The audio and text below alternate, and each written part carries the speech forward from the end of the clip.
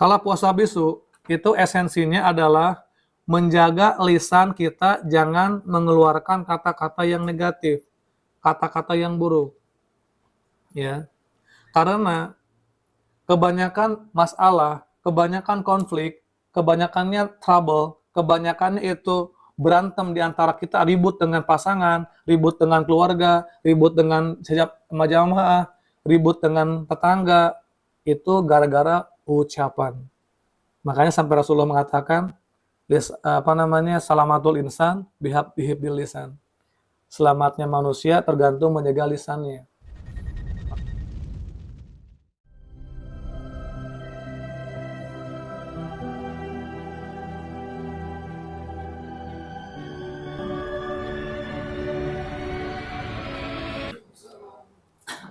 Hamdan li rabbin khassana bi Muhammadin wa anqadana min dulmatil jahli wad dayajiri. Alhamdulillahilladzi hadana bi amdihil mukhtari man da'ana ilaihi bil idni wa qad nadana labbaika ya man dallana wa hadana. Sallallahu alaihi wasallam baraka alaihi wa ala alihi. Alhamdulillahilladzi jama'ana fi hadzal mahdhar walhamdulillahilladzi jama'ana fi hadzal majma' wa jama'ana Allahu wa iyyakum bi zumratil Mustafa Sayyidina Muhammad sallallahu alaihi wasallam. Rabbi shrahli sadri wa yassirli amri wahlul 'uqdatam min lisani yafqahu qawli waj'al li wajiran min ahli. Subhanaka la ilma lana illa ma 'allamtana innaka antal alimul hakim. Qala Allah Ta'ala fi ayatihil karim wa huwa asdaqul qailin. A'udzu billahi samii'il alim minasyaitonir rajim. Bismillahirrahmanirrahim. Yarfa'illahu alladhina amanu minkum walladhina utul ilma darajat. Wa qala Rasulullah sallallahu alaihi wasallam, utlubul ilma minal mahdi ilal lahdi. Wa qala aidan, talabul ilmi faidatun ala kulli muslimin wa muslimatin. Wa qala aidan, al ilmu bila amal kasajari bila samar.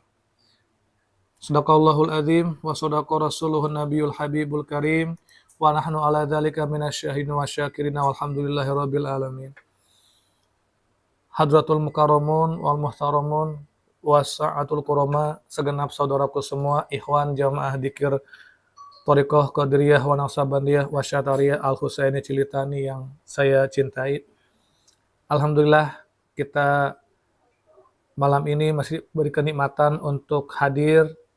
Semoga kenikmatan ini terus Allah berikan kepada kita sehingga kita tetap istiqomah ngaji, dzikir, ibadah seperti ini sampai akhir hayat kita nanti.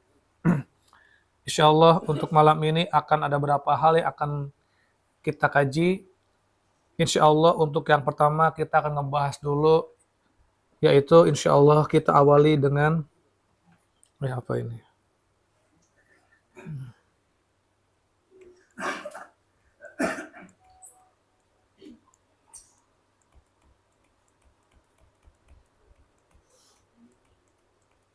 Kelihatan nggak tulisannya? Kelihatan ya.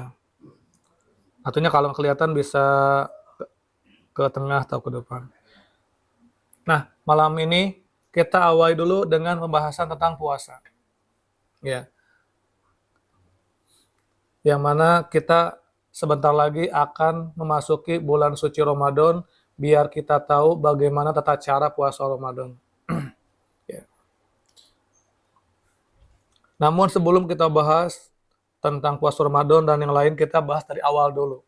Dari nol dulu, biar kita mengerti apa itu puasa dan ada berapa jenis-jenis puasa. Secara etimologis atau secara arti, puasa itu berasal dari bahasa Arab dari kata asyamu.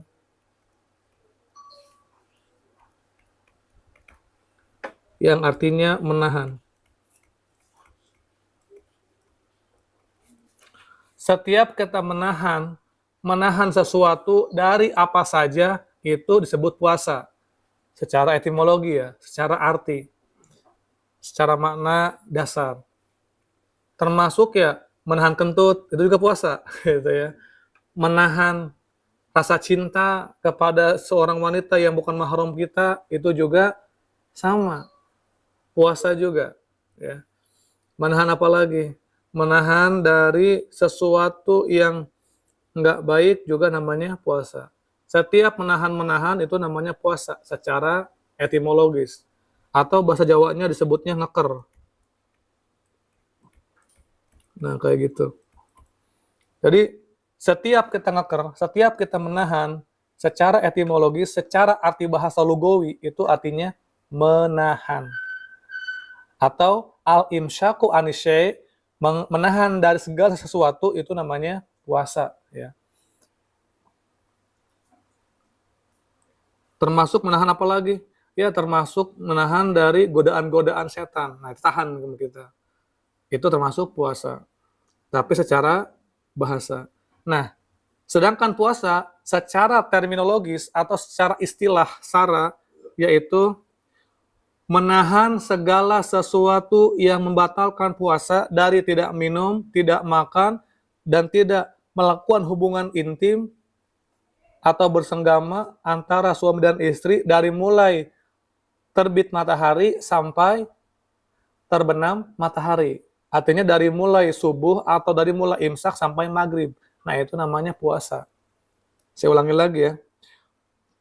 Sedangkan puasa secara istilah atau secara terminologis itu artinya menahan dari tidak makan, dari tidak minum, dari tidak berhubungan intim dengan pasangan kita, atau dari yang membatalkan puasa dari mulai terbit matahari atau dari sejak subuh sampai terbenam matahari atau sampai yaitu maghrib. Nah, itu namanya puasa. Gitu. Namun puasa kebagi dua. Ya. Puasa kebagi dua. Ya. Jadi puasa tuh secara globalnya dia terbagi dua. Pertama puasa khusus, yang kedua puasa umum. Nah, ini yang paling luas nanti mananya puasa khusus. Di mana perbedaannya? Kalau puasa khusus ini adalah puasanya para salik atau puasa tasawuf atau puasanya orang torekat. Nah, sedangkan puasa umum ini puasanya syariat.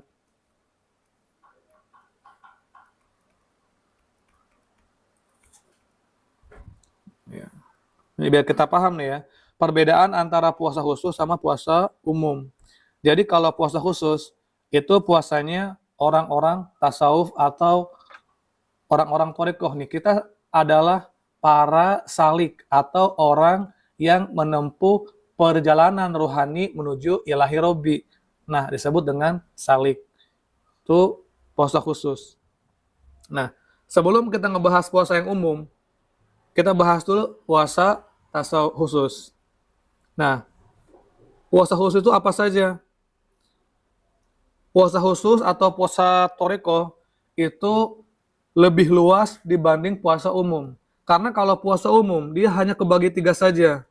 Pertama, puasa wajib. Yang kedua, puasa sunnah. Yang ketiga, puasa kifarat. Nah, cuma 3 dia. Sedangkan puasa khusus ini luas. Nah, kita akan bahas puasa tasawuf dulu ya. Kelihatan ya. Kita walaupun tulisannya kayak cakar ayam ya, yang penting esensinya. Kayak gitu. Karena kalau diketip di ini lama ya. Nah, kita thariqah dulu nih. Pertama, puasa tasawuf itu dari mulai puasa mata. Nah, pelan-pelan dulu. Ini paling luas masalahnya ini ya. Ini kalau kita udah thariqah nih, semua puasa. Puasa mata itu artinya menahan mata kita atau menjaga mata kita jangan melihat sesuatu yang Allah haramkan. Seperti apa contohnya? Seperti jangan melihat yang bening-bening. Gitu. Ini disengajain air. Itu air kan bening ya. Jangan melihat sesuatu yang Allah haramkan, seperti aurat wanita, kecuali aurat istri kita. Sebetulnya walaupun istri kita ya, kalau dalam kitab Fathul Ijar, itu nggak boleh melihat kemaluan istri kita. Kecuali istri melihat kemaluan kita ya. Kayak gitu. Karena sesuatu yang membuat hati kita keras itu suka melihat kemaluan wanita, sekalipun istri kita. Itu yang membuat hati kita keras. Di antara faktornya gitu ya. Makanya kalau saya nggak suka lihat istri kan. Tapi sama istri di ini aja diarahin. Kayak gitu. Karena itu akan membutakan hati kita. Wah, kata Kang Nugroho nggak puas. Emang nggak dosa, nggak dosa. Tapi itu salah satu yang membuat kerasnya hati, membutakan hati kita. Kalau sering melihat kemaluan wanita, sekalipun itu kemaluan istri kita. Nah, jika melihat kemaluan istri kita aja sampai segitu efek negatifnya, apalagi kalau melihat wanita lain, wanita ajnabiyah yang bukan mahram, melihat auratnya itu jelas termasuk dosa besar. Apalagi yang paling parah melihat video-video porno. Nah itu kalau udah bertoriko, kalau udah tasawuf, itu jangan pernah melihat video-video triple X lagi, gitu ya. Pelan-pelan, kayak gitu.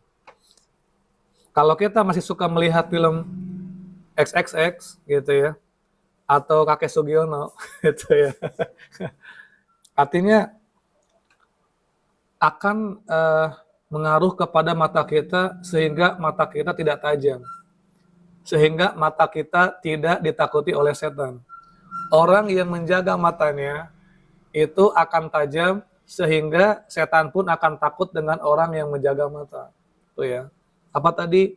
Jangan melihat aurat wanita yang bukan mahram, jangan melihat video-video porno, juga jangan melihat sesuatu yang diharamkan oleh Allah.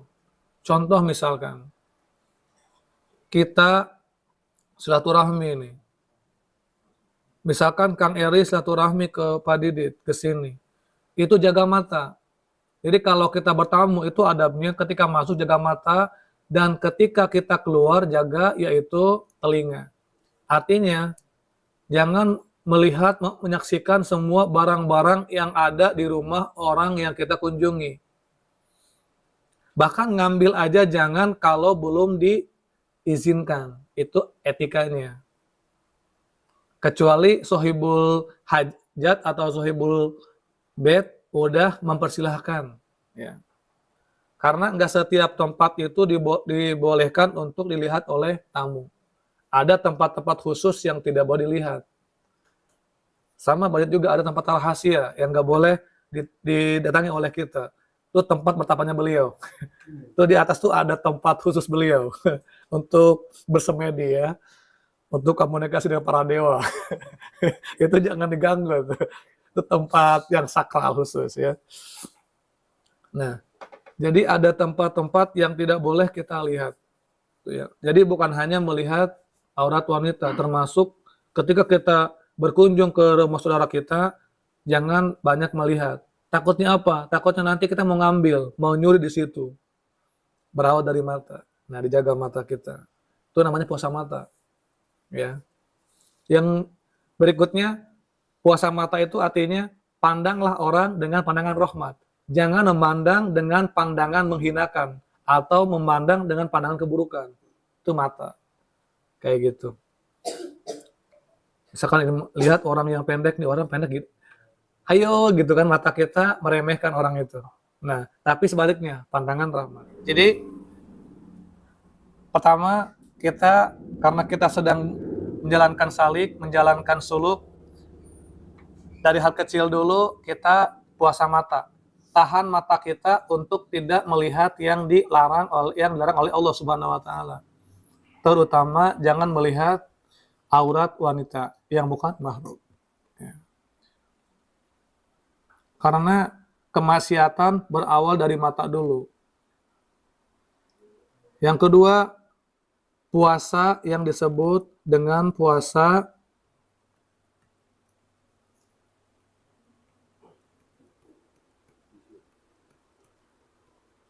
rasa. Puasa rasa itu artinya rasa-rasa yang buruk kita buang. Seperti teman-teman mau marah ditahan. Rasa benci, rasa dendam, rasa kesel, rasa emosi, ya, yang ada di dalam rasa itu pelan-pelan ditahan atau dibuang. Jangan diungkapin, jangan dilampiasin. Ustadz misalkan sebel kepada Pak Nugroho, ditahan. Ditahan, gimana pun nyebelin juga orang itu misalkan. Nah, tahan. Atau Kang Arul misalkan pengen marah ke usaha, ditahan sama Kang Arul. Nah, itu namanya puasa rasa. Puasa rasa jangan sampai kita rasa-rasa buruk itu ibaratnya dilampiaskan, ditahan. Rasa misalkan mau bunuh diri, rasa misalkan mau ngancem, pokoknya semua yang sifatnya negatif dalam rasa itu dibuang. Gitu, apalagi perasaan, ya. Orangnya perasaan terus. Nah, harus dibuang hal-hal negatif. Itu namanya puasa rasa. Yang berikutnya, puasa bisu.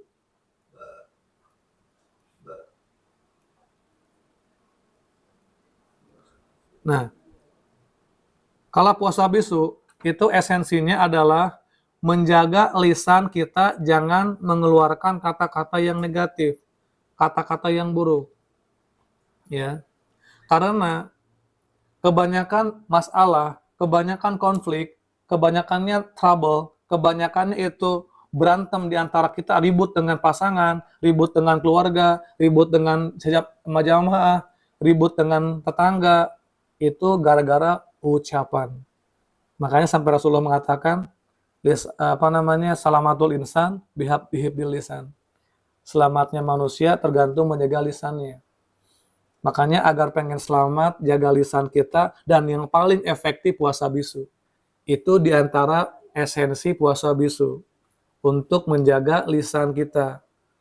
Dan tidak sedikit yang orang celaka gara-gara ucapan. Ya. Bahkan walaupun rajin sholat, rajin ibadah, rajin dikir, rajin baca Quran, dan lain-lain, kalau lisannya nggak dijaga, maka itu akan celaka. Ya. Itu ya. Makanya Pak Nugroho minimal 3 hari aja puasa bisu. Ya. Itu adem, tenang hidup ini. Nggak ada masalah. Kayak gitu. Karena timbulnya emosi, timbulnya marah, timbulnya karena dari omongan itu. Nah, sehingga di dalam thoriqoh juga dasar-dasarnya diantaranya khilatul kalam, sedikit berbicara. Tapi banyakin actionnya, ya, puasa bisu. Yang berikutnya, puasa tingkatan.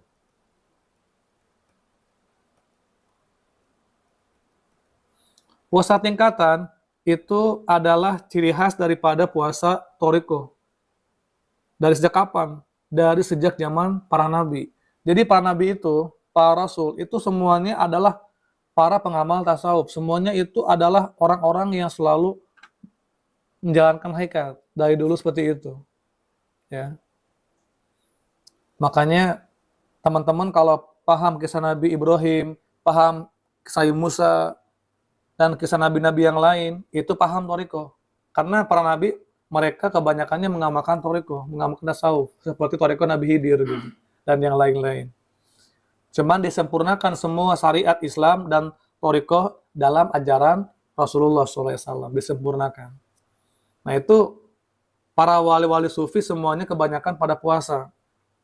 Dari mulai puasa 3 hari, 7 hari, 11 hari, 21, 41, luas. Terus 3 bulan, ya. 3 bulan, terus, oh ya, ini yang kepencet ya. Sampai 7 bulan, terus 9 bulan. Nah, ini ada yang banyak nanya, Pak Pur, saya udah selesai nih semua amalia, apalagi nih langkah berikutnya. Ya, kalau misalkan udah selesai semua, tinggal yang 7 bulan, 9 bulan, itu aja diamalkan. Kalau yang udah puasa 41 kan, artinya udah selesai semua. Nah, Kang, apakah dalilnya ada? Ada. Cuman kalau untuk puasa-puasa tingkatan, puasa-puasa seperti ini, itu dalilnya bukan di kitab syariat, adanya di kitab Toreko. Karena Islam itu lengkap, kompleks kan. Ada syariat, torekat, hakikat, marifat, musyahadat. Jadi kalau kita pengen ngebahas, pengen mengetahui dalil tentang syariat, ya di kitab syariat. Seperti kitab-kitab fikih, Safina, Fathul Qorib, Fathul Mu'in, Fathul Wahab, terus dan yang lainnya. Itu kalau pengen mengkaji dalil-dalil tentang hukum-hukum fikih.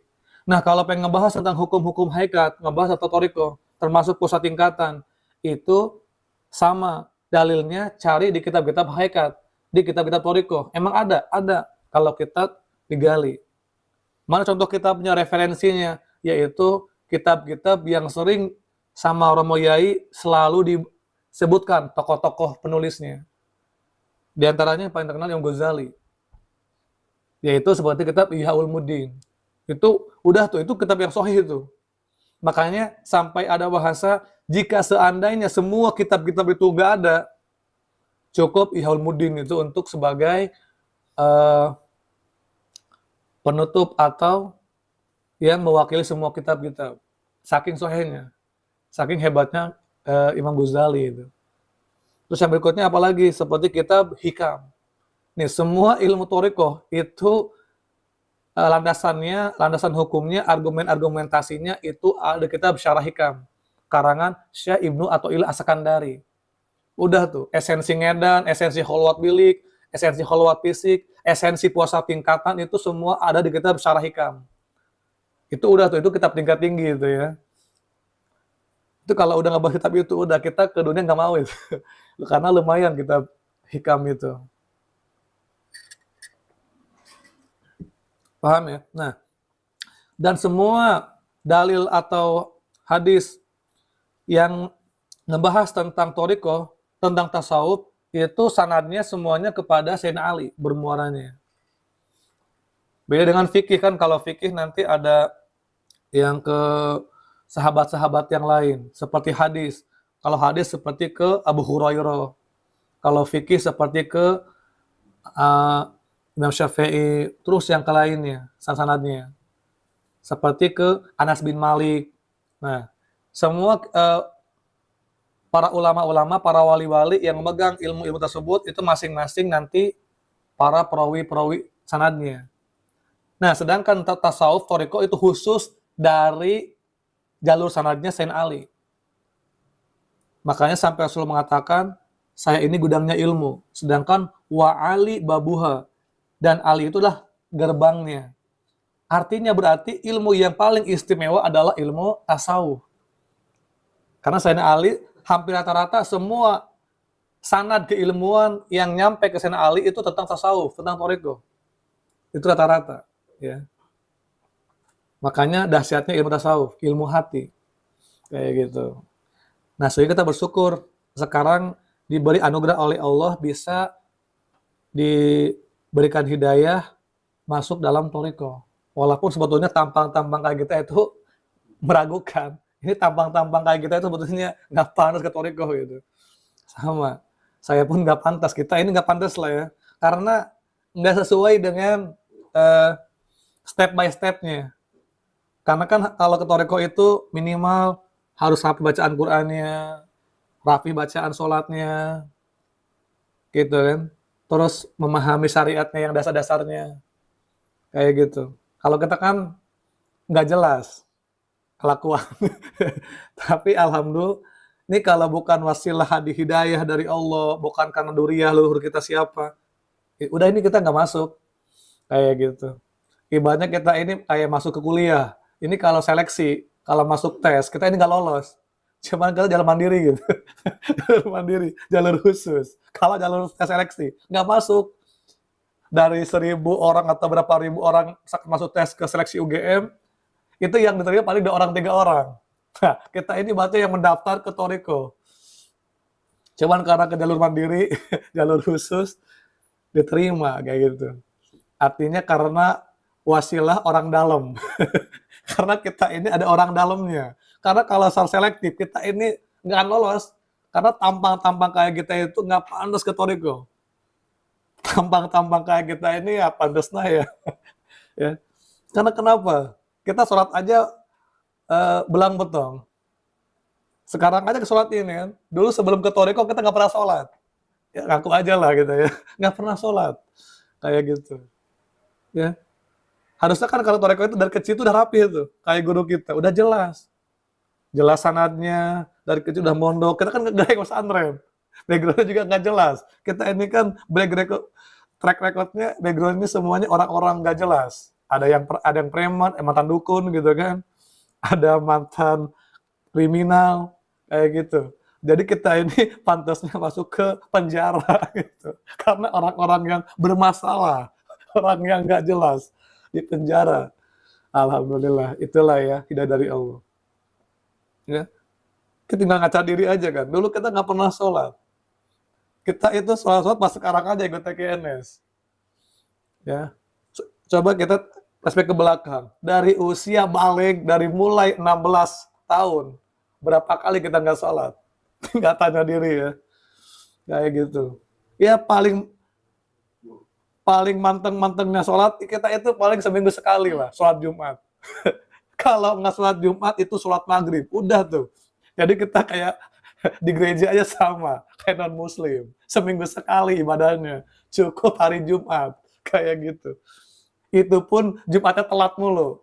Datang paling akhir, pulang paling awal. Ya, itu kelakuan Kang Jalal kayak gitu. Ya, ya. Berangkatnya paling akhir, pas mulai khotbah baru datang deh. Tidur lagi. Datang paling akhir, pulang paling awal. Heran gitu ya. Kayak gitu tuh. Itu masih mending ya. Ada yang paling parah, dia sholatnya ini setahun sekali. Hanya sholat id saja. Ini yang ketawa ini pasti yang ngalamin lah ya. Kayak gitu. Karena itu pengalaman. Kan tongkrongan-tongkrong kayak gitu tuh nggak pantas sebetulnya ya. Sholat aja kita nggak pernah. Kok masuk ke Toriko ilmu tingkat tinggi gitu ya. Makanya wajar lah, gagal paham terus. Karena yang syariat aja nggak beres, nggak rapi. Sholat subuh kesiangan terus, gitu kan. Lihat cewek cantik langsung tergoda. Sukanya duit mulu, riba diembat, semua dihembat. Kayak gitu. Sholat nggak pernah, baca Quran kita nggak bisa, gitu ya. Tapi pengen jadi wali. Nggak nyambung gitu ya. Nggak nyambung. Tapi alhamdulillah wasilah hidayah kita semua bisa bertoriko. Semoga kita tetap istiqomah hidayah ini sampai akhir kita nanti. Nah, yang berikutnya. Makanya sekarang kita udah dapat hidayah nih. Toriko, pertahankan. Pertahankan eksistensi ketorikohan kita dengan cara sering-sering kumpul seperti ini. Karena salah satu yang membuat kita kuat dalam menjalankan Toriko sering berkumpul, sering berjamaah. Nah, maksudnya kita berkumpul di sini tuh bukan pengen disebut guru, bukan disebut ustadz atau yang lainnya, biar kuat istiqomah. Karena susah istiqomah kalau menyendiri terus.